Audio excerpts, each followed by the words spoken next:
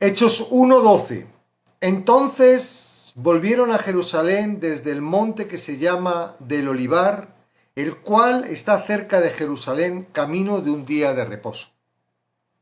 Y entrados subieron al aposento alto, donde moraba Pedro y Jacobo, Juan, Andrés, Felipe, Tomás, Bartolomé, Mateo, Jacobo, hijo de Alfeo, Simón el celote y Judas, hermano de Jacobo. Todos estos perseveraban unánimes en oración y ruego con las mujeres y con María, la madre de Jesús, y con sus hermanos. En aquellos días Pedro se levantó en medio de los hermanos, y los reunidos eran como 120 en número, y dijo: varones, hermanos, era necesario que se cumpliera la escritura en que el Espíritu Santo habló antes por boca de David acerca de Judas, que fue guía de los que prendieron a Jesús, y era contado con nosotros y tenía parte en este ministerio. Este, pues, con el salario de su iniquidad, adquirió un campo, y cayendo de cabeza se reventó por la mitad, y todas sus entrañas se derramaron. Fue notorio a todos los habitantes de Jerusalén, de tal manera que aquel campo se llama en su propia lengua Alcedama, que quiere decir campo de sangre. Porque está escrito en el libro de los Salmos: sea hecha desierta su habitación, y no haya quien more en ella, y tome otro su oficio. Es necesario, pues, que de estos hombres que han estado juntos con nosotros todo el tiempo que el Señor Jesús entraba y salía entre nosotros, comenzando desde el bautismo de Juan hasta el día en que entró entre nosotros, fue recibido arriba, uno se ha hecho testigo con nosotros de su resurrección. Y señalaron a dos: a José, llamado Barsabás, que tenía por sobrenombre Justo, y a Matías. Y orando dijeron: tú, Señor, que conoces los corazones de todos, muestra cuál de estos dos has elegido, para que tome la parte de este ministerio y apostolado de que cayó Judas por transgresión, para irse a su propio lugar. Y les echaron suerte, y la suerte cayó sobre Matías, y fue contado con los 12 apóstoles. Francisca, bendiciones. Bueno, dice: es una maravillosa y reconfortante verdad que nuestro Dios soberano y omnipotente obre su voluntad a través de los hombres. Su control providencial sobre los sucesos tiene en cuenta todos los hechos de la voluntad humanas, incluso aquellos que se le oponen, tales como Amán, Herodes y Judas. La Biblia está llena de ejemplos de cómo Dios usa seres humanos para cumplir sus propósitos. En su encargo final antes de la ascensión, Jesús había ordenado a los apóstoles que esperaran en Jerusalén, donde recibirían el Espíritu Santo, a fin de cumplir la orden del Señor. Los apóstoles volvieron a Jerusalén desde el monte que se llama del Olivar, el cual está cerca de Jerusalén. El camino de un día de reposo era la máxima distancia que se permitía viajar a alguien en el día de reposo, bajo la ley rabínica. Esta se había fijado en 2000 codos, aproximadamente 1 kilómetro. Entrados en Jerusalén, los apóstoles subieron al aposento alto donde moraban. Era común que las casas tuvieran habitaciones superiores que se usaban para una variedad de propósitos. Esta debió ser sido parte de una casa grande, ya que acomodó a 120 personas. Todos los reunidos en el aposento alto perseveraban unánimes en oración y ruego. El hecho de que perseveraban expresa la unidad espiritual que caracterizaba a la antigua comunidad. Unánimes es una poderosa expresión que denota persistencia en la oración. Ellos estaban orando porque estaban físicamente separados de Jesús ascendido, y la oración era el único medio que tenían de comunicarse con él. El gozo de los reunidos fue atenuado por una reflexión triste: la trágica hipocresía y el suicidio de Judas. Como líder reconocido de los apóstoles, Pedro se hizo cargo. Algunos, sin duda, se preguntaban cómo la deserción de Judas calzaba en el plan de Dios, o cómo las palabras de Jesús en Mateo 19:28 se cumplirían ahora. En ese pasaje les prometió a sus apóstoles: de cierto os digo que en la regeneración, cuando el Hijo del Hombre se siente en el trono de su gloria, vosotros que me habéis seguido también, os sentaréis sobre 12 tronos para juzgar las 12 tribus de Israel. Pedro, bajo la inspiración del Espíritu Santo, entre comillas, actúa para disipar estas dudas y evitar posibles objeciones en cuanto a quién ocuparía el 10º trono. Judas representa el más grande ejemplo de oportunidad desperdiciada en toda la historia. Había tenido el raro privilegio concedido solo a 12 hombres de vivir y ministrar con Jesucristo, Dios encarnado durante más de 3 años. Tuvo la misma oportunidad convincente y abrumadora para llegar a la fe en Cristo como la tuvieron los 11, pero sus motivos para seguir a Jesús no fueron más que egoístas. Sin duda, el hombre tenía la misma esperanza de los judíos comunes de que el Mesías liberaría a la nación del yugo de los romanos odiados. Cuando se hizo evidente que ese no era el plan de Jesús y que Judas no tendría la riqueza y el poder que deseaba, decidió retirarse y salir con lo que pudiera salvar. Traicionar al Hijo de Dios, encarnado ante las autoridades por una suma insignificante, parecía una forma de obtener algún tipo de compensación. La infausta vida de Judas llegó al clímax condenatorio con el suicidio. En una declaración patética para beneficio de Teófilo y de nosotros, Lucas describe la escena. Este, pues, con el salario de su iniquidad, adquirió un campo y cayendo de cabeza se reventó por la mitad y todas sus entrañas se derramaron. Y fue notorio a todos los habitantes de Jerusalén, de tal manera que aquel campo se llama, en su propia lengua, Alcedama, que quiere decir campo de sangre. Por supuesto que Judas en realidad no compró el campo en cuestión, pero debido a que fue adquirido con el dinero que le pagaron los líderes judíos, Lucas se refiere a Judas como el comprador. Sintiendo culpa y remordimiento, pero no verdadero arrepentimiento por haber traicionado al Señor inocente, Judas devolvió a las autoridades judías el dinero que había recibido. Estas autoridades, hipócritamente, se negaron a conservar las monedas, porque era dinero de sangre. En lugar de eso, con el salario de su iniquidad, los líderes legalistas, pero espirituales, muertos, adquirieron un campo, el que todos los habitantes de Jerusalén denominaron Alcedama.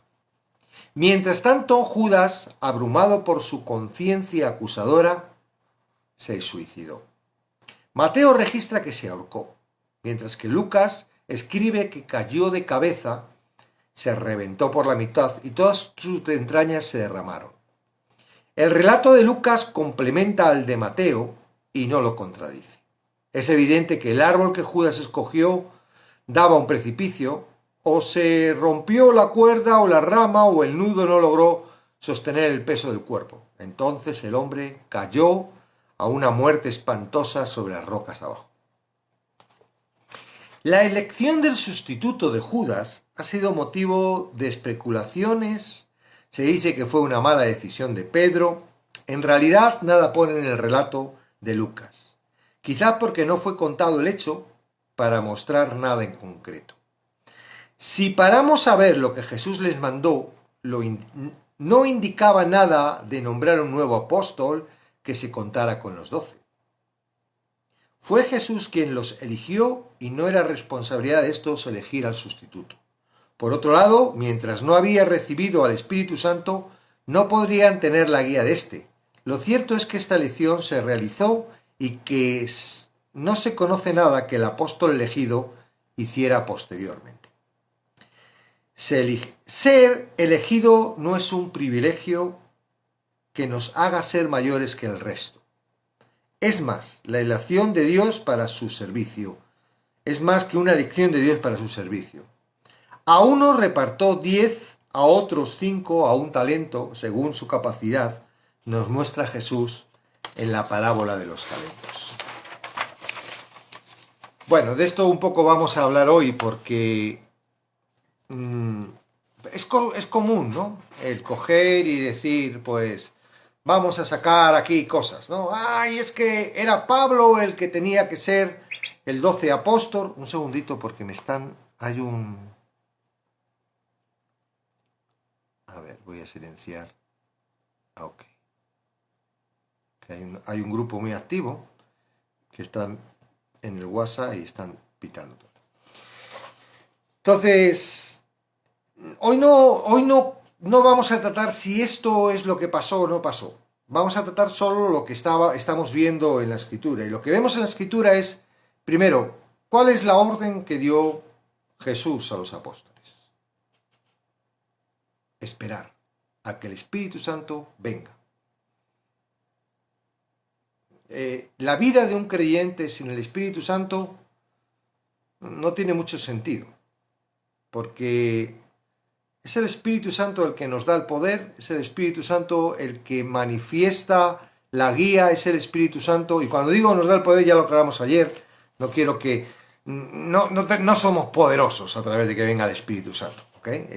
Son las obras del Espíritu Santo a través de nuestros hechos, que en sensibilidad con el Espíritu nos caminamos por las obras que ya ha preparado de antemano, ¿vale?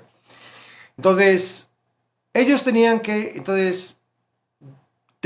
elegir a un nuevo apóstol. ¿Quién eligió a los apóstoles? Los apóstoles los eligió Jesús. ¿Por qué iban a ser ellos los que decidieran uno más? Claro, ellos buscaron la excusa de le oramos a Dios y echamos suerte. Y esto es algo que es muy común en la iglesia, ¿verdad? Oramos a Dios y como hemos orado ya podemos hacer lo que nosotros queramos. No hay ningún otro sitio. No hay en ningún otro sitio, excepto, claro, en el Antiguo Testamento, porque en el Antiguo Testamento, en el Levítico, o digamos los levíticos, los levitas, utilizaban el sistema de la suerte para elegir algunas cosas, ¿no? Ellos cogieron la suerte por eso. Pero la suerte no es algo que venga de Dios, ¿verdad? Porque la suerte no existe. Existe la voluntad de Dios. Entonces, es una excusa, ¿no? A veces es una excusa el echamos a suertes, oramos y como hemos orado, lo que salga es de Dios. Eso es, no estoy diciendo que, porque no lo pone, ¿no? Estaría bueno que también Lucas no es una persona que se ponga a meditar sobre lo que pasó, simplemente es un testigo que va contando, ¿verdad? Como un periodista, ¿no? Que sí tiene un fundamento claro de traer una respuesta a lo que es la iglesia del mundo y a los días de hoy. Pero seamos conscientes, ellos no tenían que haber hecho eso. Ahí no había guía del Espíritu Santo. El Espíritu Santo todavía no estaba en ellos. El Espíritu Santo, entonces, es probable que muchas veces que nosotros creemos que estamos haciendo cosas en el Espíritu Santo no sean. Porque no tenemos pruebas. Es distinto, ¿no? Es decir, es que la palabra dice hago esto y te hago esto, eso está diciendo la palabra, entonces no hay más tu tía, es la palabra, tiene la autoridad. Pero cuando nos referimos a cosas como estas, ¿verdad? La elección. Yo conozco que hay iglesias que a la hora de decidir el concilio o el presidente de la confraternidad y tal, lo hacen por suertes. Y dicen, mira, la bola roja pertenece a uno, la bola azul, y no lo saben quién es. Y vamos a echar suertes, la bola roja. Ha salido este. Y la base es esto que hizo Pedro. Pero, ¿seguro? que no metió la pata Pedro? Porque entonces también podríamos decir, está bien negar a Jesús, porque eso es lo que hizo Pedro momentos antes de la crucifixión, ¿verdad? Negó a Pedro. ¿Y por qué lo negó? Ay, es que el Espíritu Santo me dijo que lo negara. No, era parte de su carnalidad y a través de su carnalidad. Hasta que Pedro, y lo vamos a ver en el capítulo 3, bueno, en el 2 ya empieza, no estuvo lleno del Espíritu Santo. Pedro cometía muchas torpezas. Y digo, lo dejo así, y yo estoy también a favor de los que creen que esto fue un error de Pedro. Fue un error de Pedro. Que no pasó nada. Bueno, pasó que en realidad no le consideraban a Pablo como apóstol, pero tampoco nos importa, porque lo que nos consideren los humanos no nos importa. Lo que realmente nos importa es lo que considere Dios. Ahora, Lucas lo refleja. Pasó. El Espíritu Santo permitió que Lucas reflejara eso. Y está antes de la llegada del Espíritu Santo, cuando lo que Jesús les había dicho es esperar, ¿verdad? ¿Cuántas veces nos adelantamos? Nos pasa como a Abraham, ¿verdad? Que se adelantó para tener un hijo con la esclava y fijaros la que lió con los musulmanes, los islámicos. ¿Cuántas veces nos adelantamos a la guía de Dios? Sí, claro, no lo hacemos, lo hacemos porque de repente, ay, se me ocurre. Y no solo eso, sino que fijaros que él está tomando parte de la escritura, sí, es correcto. Ese hueco iba a ser puesto, pero no dice cuándo, no dice que tuviera que ser en ese momento. No lo dice en el Salmo que Pedro utiliza. ¿Cuántas veces utilizamos la palabra para llevar a la acción a lo que nosotros queremos? Es simplemente una reflexión, ¿vale? Yo no estoy diciendo, no quiero, porque no lo dice la palabra. Pero podemos, ¿verdad?, acercarnos en el sentido de que qué es lo que tenían que hacer esperar. ¿A qué Pedro en ese momento? Si hubiera tenido el Espíritu Santo y la guía del Espíritu Santo, diríamos el Espíritu Santo, pero es que no tenía el Espíritu Santo. Es que no tenía el Espíritu Santo. Es que el Espíritu Santo es el que nos habla de Dios y nos habla de Padre. Tú cuando no tienes el Espíritu Santo, ¿qué escuchas? Pues tu mente, tu corazón y lo que Satanás quiere colocar en tu mente. Porque Satanás es astuto.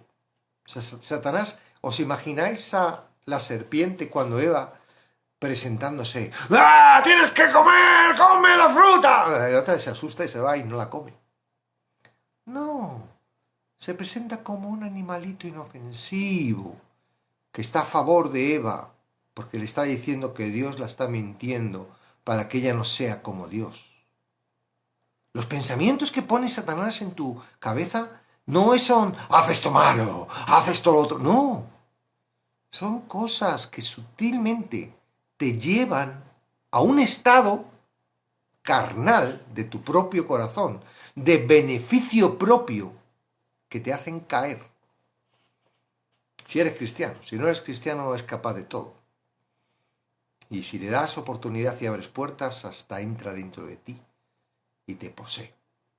Porque esos son los endemoniados que Jesús iba echando y que todavía hay, ¿eh? Y a nosotros dice que nos dio poder. Y efectivamente, el poder que nos da es de ser mediadores de lo que el Espíritu Santo. Tú no tienes poder para echar demonios si el Espíritu Santo no es el momento para echar ese demonio. Jesús no hacía lo que sentía y lo que quería y tenía poder para hacerlo. Él era dirigido por el Espíritu. Y en lo que el Espíritu le mandaba, eso hacía. Mientras no. ¿Ok?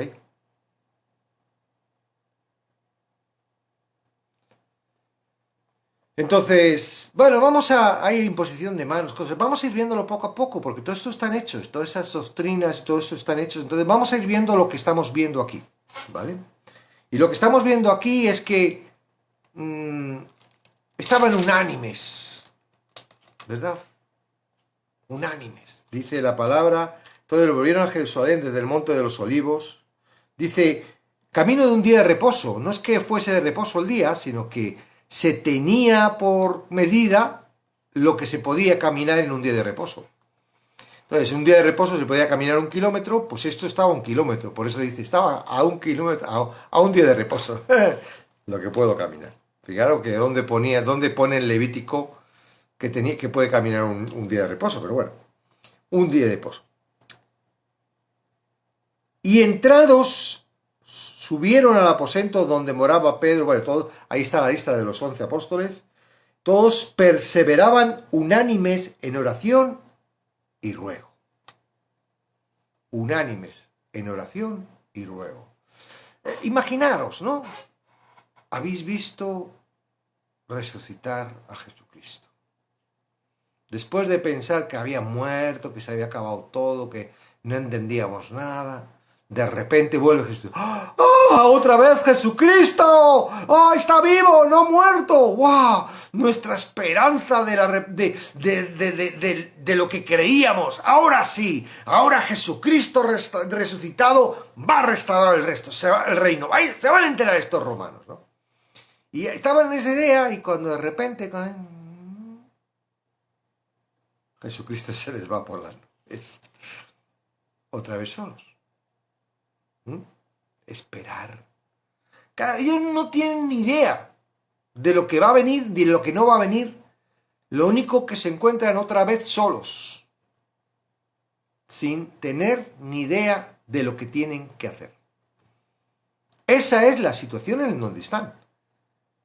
De estar gozosos, de estar tremendamente emocionados otra vez con Jesús, se vuelven a encontrar totalmente solos. Bueno, Jesús nos ha dicho que esperemos. Pues vamos a esperar. Esa es la esperanza que tenían. Creyeron, ¿no? Bueno, algo va a pasar, ¿no? Y no sé cuándo va a pasar, porque tampoco tenían mucha idea de las escrituras. Porque si hubieran sabido las escrituras, hubieran sabido que el día de Pentecostés era el día que iba a venir el Espíritu Santo. Porque estaba ya reflejado en las fiestas y en todo lo que iba a venir. Pero bueno, ellos estaban ahí. Tampoco eran gente de levitas, ni eran pescadores, eran personas que, sí, por su cultura, eran griegos, ¿verdad? Eran judíos por su cultura, tenían una cultura de la palabra y estaban, pero no eran escribas, no eran doctos, eran más bien gente terca, torca, sí, dura, ¿no? Pescadores, ¿no? Como hoy en día, pues, un albañil o, ¿verdad? Una persona, un oficio, ¿verdad? Que no eran gente que estuviera muy puesto en... Entonces han estado con Jesús 3 años, se ha muerto, ha resucitado, se ha vuelto a marchar y se encuentran que están ahí. Normal, que estén unánimes, ¿verdad? Eso es lo que tendríamos que nosotros entender para nuestra vida. Y no para nuestra vida, sino como iglesia. Hey chicos, estamos aquí, chicas, estamos hablando de un libro que nos habla de la iglesia. Sí, claro, cuando hablamos de iglesia hablamos de yo con referente a la iglesia, porque la iglesia es el conjunto de personas. Tú no eres una persona de la iglesia, eres parte de la iglesia. No hay edificios, no hay organizaciones. La iglesia es el conjunto de personas que han creído en el reino de Dios y están sirviendo a Jesús en este ministerio hasta que Él vuelva.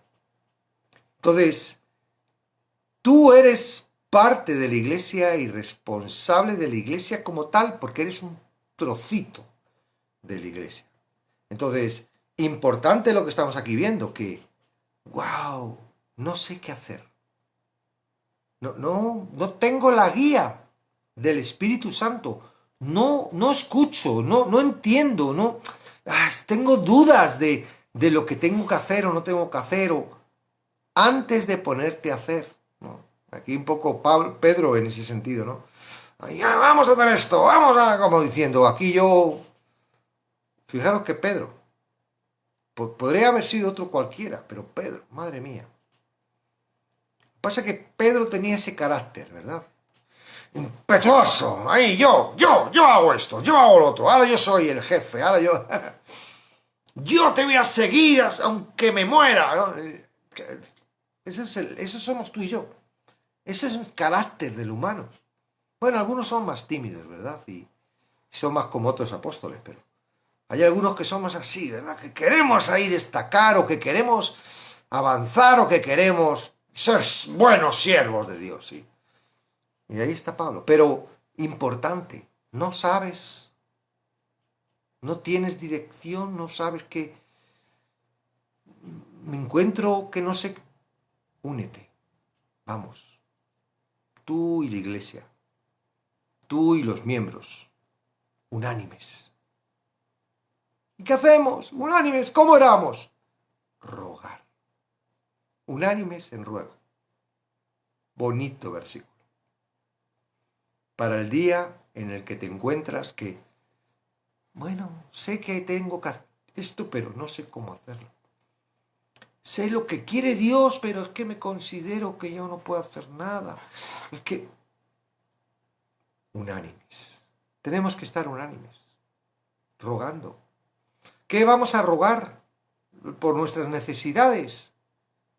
No, vamos a rogar para que el propósito de Dios se cumpla y que nosotros, que somos parte de ese propósito, porque estamos parte del reino, seamos dirigidos para caminar por esas obras que ha preparado de antemano.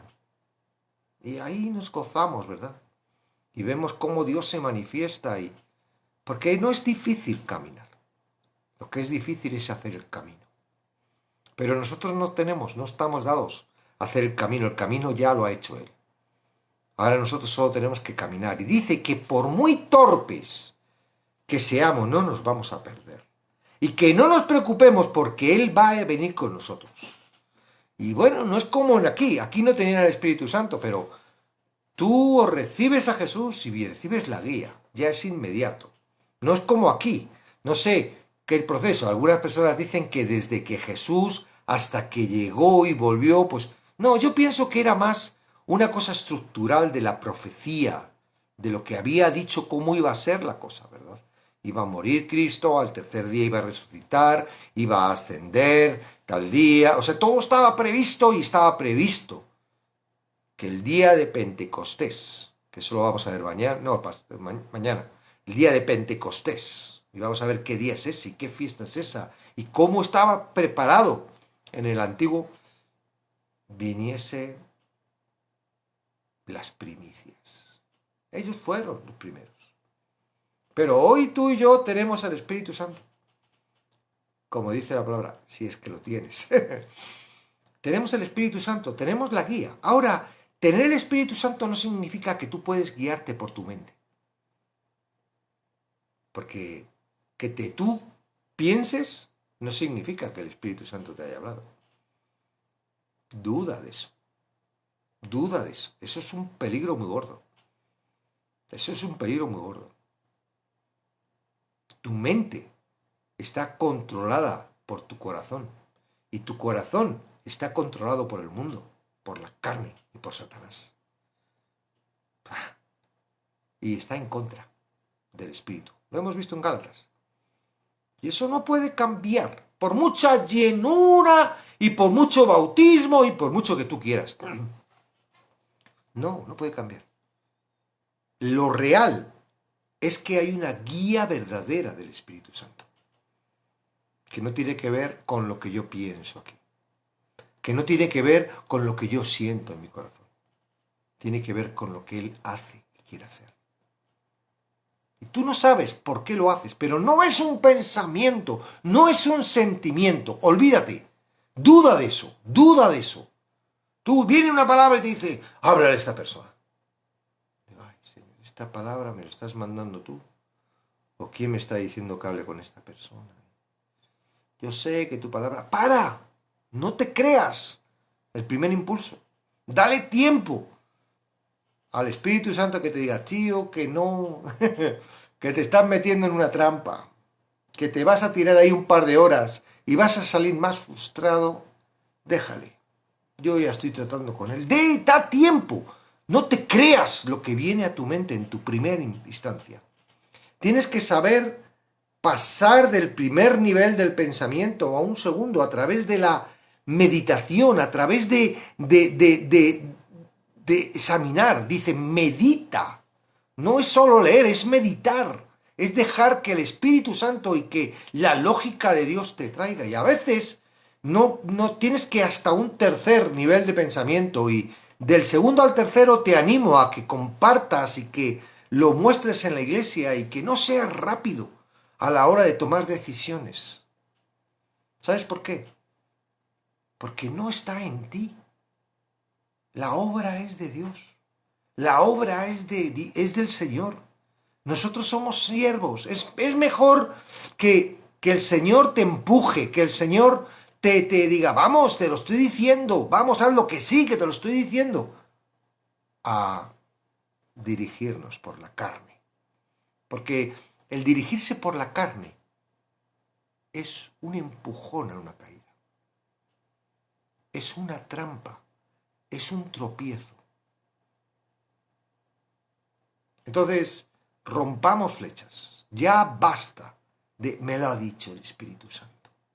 No, tú puedes estar leyendo la palabra y en un momento dado la palabra te dice, mira esto, y wow, lo que ahora me acaba de mostrar el Espíritu Santo. Uy, eso es distinto a que tú en un momento dado tienes un pensamiento y dices, uy, me lo ha dicho el Espíritu Santo. Oye, hermana, que me ha dicho el Espíritu Santo que no te pongas esos pantalones que son muy feos. Sí, sí, me lo ha dicho el Espíritu Santo ahora mismo.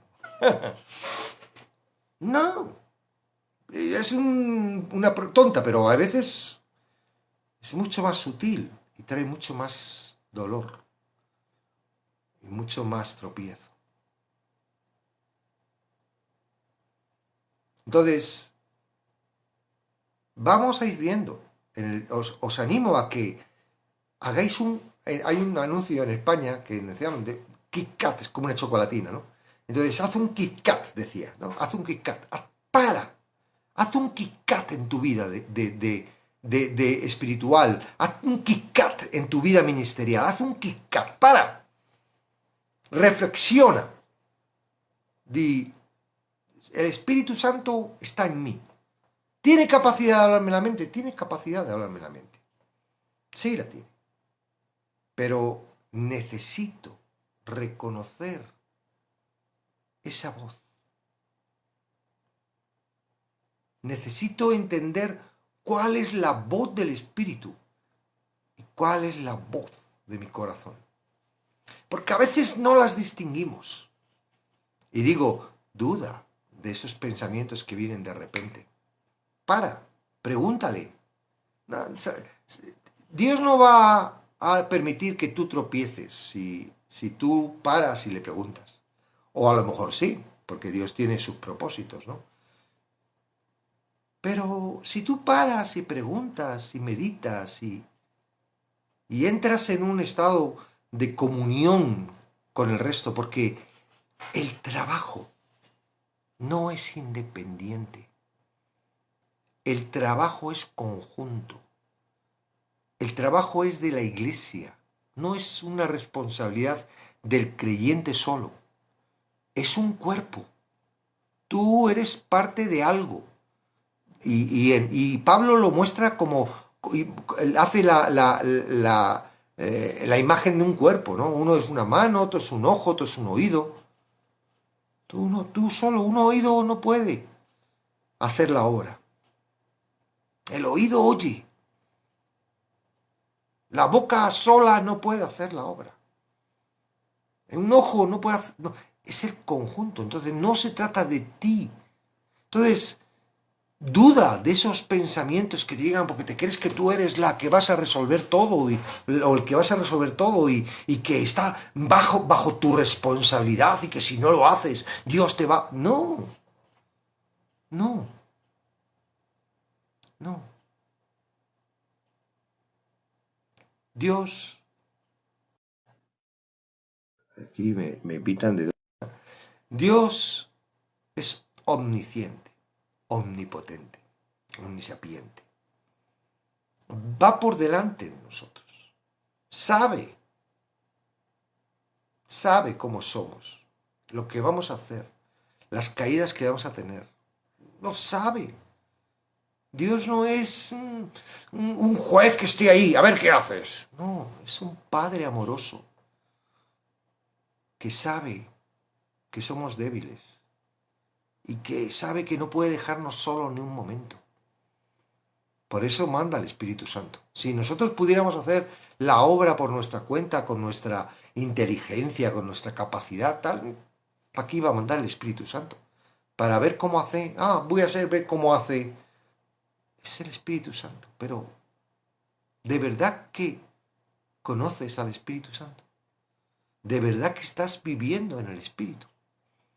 ¿De verdad que las cosas que haces, de verdad que cuando tú lees la Biblia el Espíritu Santo está contigo y te está diciendo, mira, esto significa esto y esto y otro?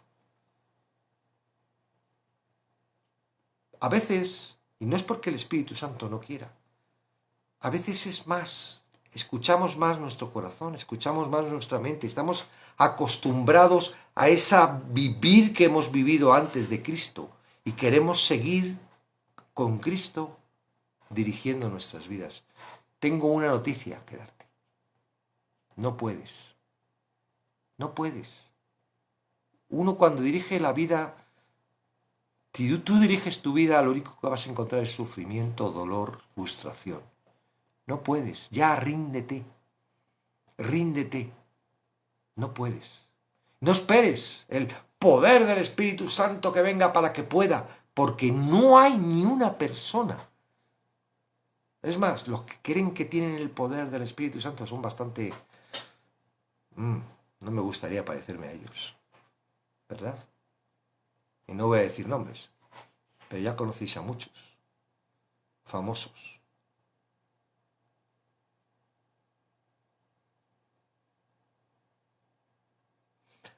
Abis Blues estudia el Levítico sin falsearlo o tratar de justificarlo. No sé si me lo dice a mí o quién me lo dice. No tengo ni idea. Ahora vas a tener tiempo, si quieres, de poder expresarte, si puedes subir. ¿Vale? Entonces, ¿cuál es la diferencia con o sin el Espíritu? ¿Cuál es la diferencia? ¿Cuál es la diferencia? Ahora estás en el Espíritu, hay una diferencia cuando estabas sin el Espíritu. ¿Cuál es la diferencia? ¿Puedes distinguir esa diferencia? ¿Puedes distinguir ahora tu vida de creencia con el Espíritu Santo o es una justificación para creer que lo que estás haciendo viene de Él? ¿Cuál es la diferencia? ¿Con o sin el Espíritu Santo? Hay mucha falacia, yo no sé esa palabra, no me gusta mucho, pero... Porque claro, es que me lo ha dicho el Espíritu. ¿Cómo demuestras que te lo ha dicho el Espíritu? ¿Cómo lo demuestras? Hombre, una cosa es, mira, me lo ha dicho el Espíritu y lo dice la palabra. Ah, correcto, no hace falta que me digas, me lo ha dicho el Espíritu. Puedes decir, lo dice la palabra. Pero ¿cómo demuestras que te ha dicho el Espíritu eso? Eso es lo que quiero que hoy tratemos, ¿vale? Para ir matizando ese aspecto, porque ahora vamos a entrar empieza el ministerio de la Iglesia con los apóstoles, con los discípulos y las 120 personas que estaban en esa habitación llenas del Espíritu. Y lo dice así la palabra, llenas del Espíritu. Y no era por orar, porque en el momento en el que fueron llenas, no estaban ni orando. Entonces, y eso lo vamos a ver mañana. Entonces, ¿cuál es la diferencia? Con o sin el Espíritu. Y no estoy juzgando, estoy simplemente haciéndote reflexionar para que no seas movido por cualquier viento y cualquier doctrina y cualquier cosa, sino que seas capaz de reflexionar. Dios te ha dado la capacidad de reflexionar. Ahora, el mundo, la carne y Satanás y todo lo que conlleva, nos dirigen, nos están tratando constantemente para que dejemos de reflexionar. Nos lo dan todo hecho, nos lo dan todo comido, nos lo dan todo preparado, nos lo dan todo para que no tengas que reflexionar, simplemente seas impulsivo. La televisión y los medios de comunicación están preparados, pero no solo lo que dicen, los colores, los sonidos, hasta ondas electromagnéticas que ellos preparan. Es una ciencia que lleva desde muchísimos años trabajando, que lo que nos hace es, como los animalitos, dirigirnos a donde quiere ese sistema, o donde quiere las personas que controlan ese entorno. Entonces es hora de que, ¡pum!, despejemos, digamos, vamos a empezar a hacer ejercicio de meditar, de reflexión, con o sin el Espíritu Santo. Entonces te invito a que puedas participar, puedes subir, ¿vale? Y vamos a hablar sobre eso. Puedes preguntar sobre eso, Vamos a hablar sobre eso, ¿vale?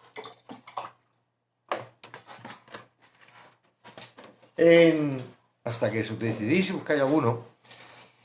En una de las últimas prédicas que he escuchado, es que no, me gusta escucharlas porque saco los momentos, porque las prédicas están envueltas entre verdades y sustancias muy tóxicas. Es como, por ejemplo, este vaso de agua. Este vaso de agua ahora mismo no tiene nada y yo me lo puedo beber tranquilamente, pero imagínate que alguien viene y me echa una gotita de veneno que no da color, transparente, ¡pam!, y cae el agua. Una gotita contamina todo el agua y yo, si la bebo, no produce lo que produciría beber este agua. Produce muerte. Una mota de levadura corrompe toda la masa, decía Cristo.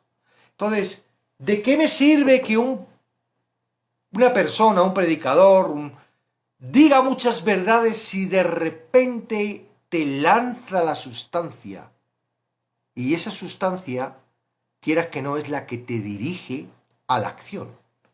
Porque lo demás es un acariciar. La gracia, estamos salvos por fe, Cristo murió en la cruz. Todo eso lo oímos de los predicadores y queda muy bien. ¡Amén! Y nos gusta mucho. Y esto. Y Él murió en la cruz y derramó hasta la última sangre por nuestra vida. Y somos libres. Todo eso muy bien. ¡Amén! Y tal. Y de repente, dentro de todo eso,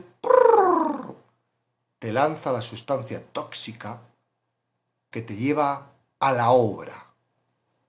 La obra te lleva, en el momento en que te estás escuchando, estás diciendo, ¡ay, tengo que hacer esto para alcanzar lo que me está diciendo! Y termina la prédica con el afán y el interés de cumplir lo que te está... Pero es que es imposible. Y lo único que consigues es más frustración, porque no lo puedes hacer. Será porque soy muy torpe. Será porque yo no puedo. Él puede, pero yo no puedo. Será porque... Y viene la frustración. Y al venir la frustración, no me extraña que dejes de ir a la iglesia. ¿Por qué? Porque ¿para qué intentarlo si yo no puedo? Entonces, en una de estas prédicas, era una prédica sobre el pecado, ¿no? Y muchas veces sabéis que nosotros hablamos de que la salvación, el pecado. Entonces, nos mandaron esta prédica para decir, mira, aquí está muy clarito lo que es el pecado. Y efectivamente empieza a hablar del pecado, de que todos somos pecadores, de que no podemos librarnos del pecado por nuestra propia cuenta. Todo eso es la ley, ¿no? Y ay, ¿dónde van los que pecan, los que no pecan, y esto, lo otro? Y al último, en la sustancia tóxica, nosotros no podemos librarnos del pecado. Pero el Espíritu Santo sí puede. Hermanos, hay que orar para que el poder de Dios venga sobre tu vida y puedas librarte del pecado. ¡Guau! ¡Qué bonito! ¡Ay, sí! Yo quiero librarme del pecado. Y ahora yo me pongo a orar. Espíritu Santo, ven para librarme del pecado. ¿Y por qué el Espíritu Santo no viene? Que sigo pensando en que quiero hacer el pecado. Y el Espíritu del pastor ha dicho que tiene que venir. ¿Y por qué no viene? Seré porque soy muy pecador. ¿Dónde te lleva? A esto. Bueno, si él no viene, la culpa es de él. Porque yo no puedo. Porque yo no puedo. Y lo dice la Escritura. Tiene que venir él. Y entonces en el poder del Espíritu voy a dejar el pecado. Mentira. Mentira. Tú en el poder de nadie. Tú dejas de pecar cuando te das cuenta de tu naturaleza. Te das cuenta como tú eres. Te das cuenta por qué pecas. Porque eres una escoria. Y porque caminas por tu propia mente creyendo que puedes no ser una escoria. Lo siento, sí. Somos polvo. Escoria es mejor que polvo, fíjate. Polvo. Creados del polvo. Sin Dios, nuestra sustancia, estamos desnudos. No somos nada. Entonces eso es lo que te tienes que dar cuenta. ¡Ay, por esto peco! Necesito a Dios. Y ahora, bueno, muy bien. Cristo te provee. Cristo te da el paso. A través de Cristo. Cristo ha pagado por tu inmundicia, por tú que eres un escoria. Ha pagado por ti. Ahora puedes acercarte a Dios. Porque yo te limpio, te justifico, te perfecciono y voy a trabajar contigo. ¿Quieres caminar en mi voluntad?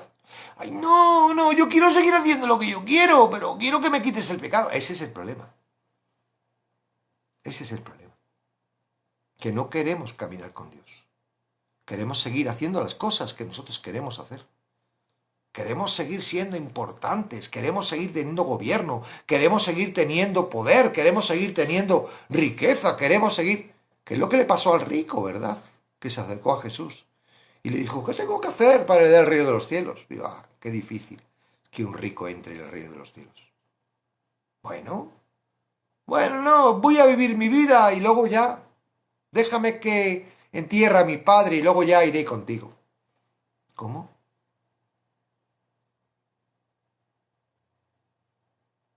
Depende de ti. Depende de lo que tú quieras.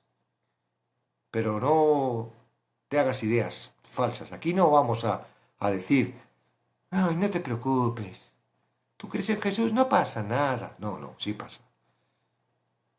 Esclavo del pecado, siervo de Jesucristo. Elige. Esclavo del pecado, siervo de Jesucristo. Tú eliges. Intermedio no hay. A los que están en medio, los tibios, Jesús los vomita. Todavía los fríos tienen esperanza. Porque como Satanás les está pegando caña, el tibio es el que se cree que está en Cristo, que se cree que está libre del Satanás y sigue estando más atado a Satanás. Bueno, tienes la oportunidad. Lo que hacemos en este canal es ayudarte a ver las Escrituras, a que las Escrituras te muestren la verdad y esa verdad te haga libre. Te haga libre. Te haga libre. Ven.